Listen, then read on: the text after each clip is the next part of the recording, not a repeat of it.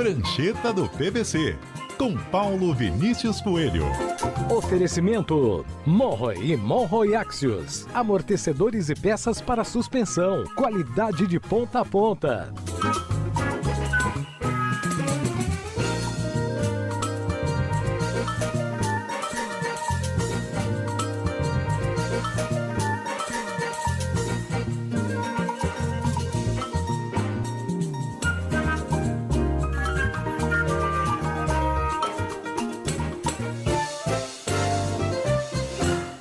Oi, PVC. Feliz véspera de Natal. Feliz tudo bem? Natal. Feliz Natal. Tudo bem, Carol? Agora eu posso Tudo morder a bom. língua e morrer envenenado?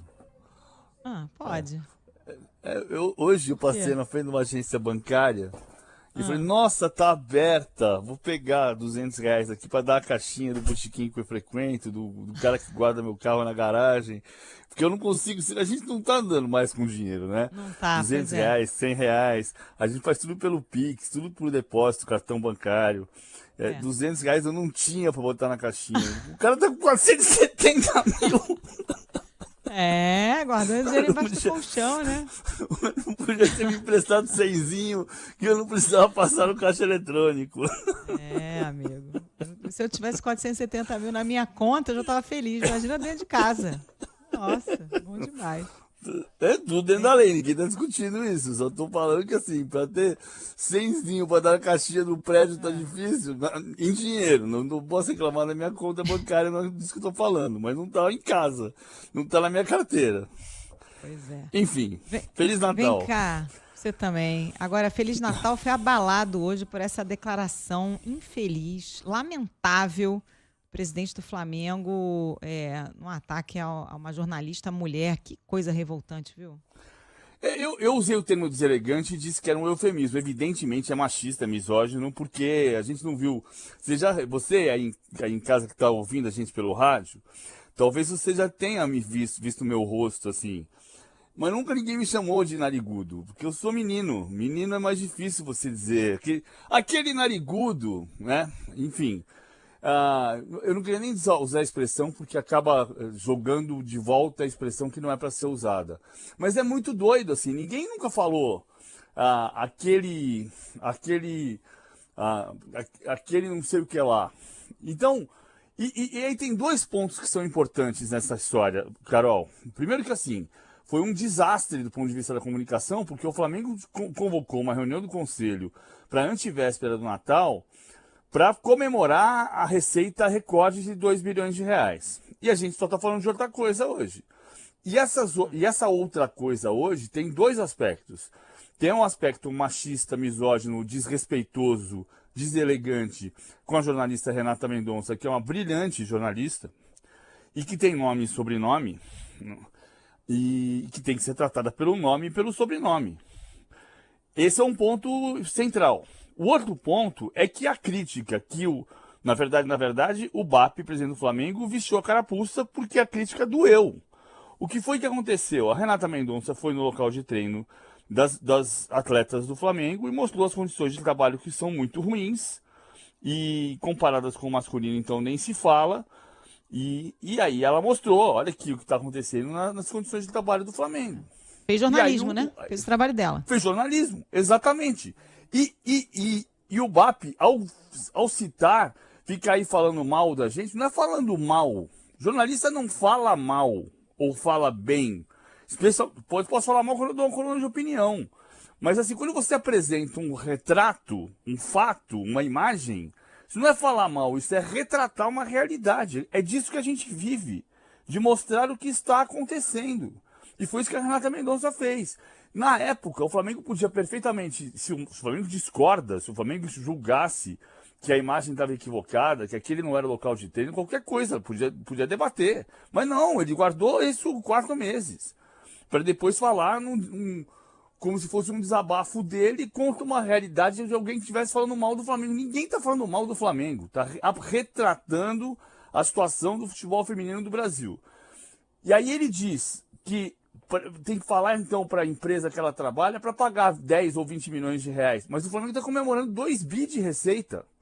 Digamos então que o Flamengo não tenha, ou que não queira, ser o exemplo para o desenvolvimento do futebol feminino do Brasil. Digamos até, eu divirjo, mas digamos que o Flamengo pense que não tem que investir mais. Então você vai dizer, se você tem uma atleta em condição de trabalho, ela tem que ter condição mínima de trabalho. É só isso que tem que acontecer.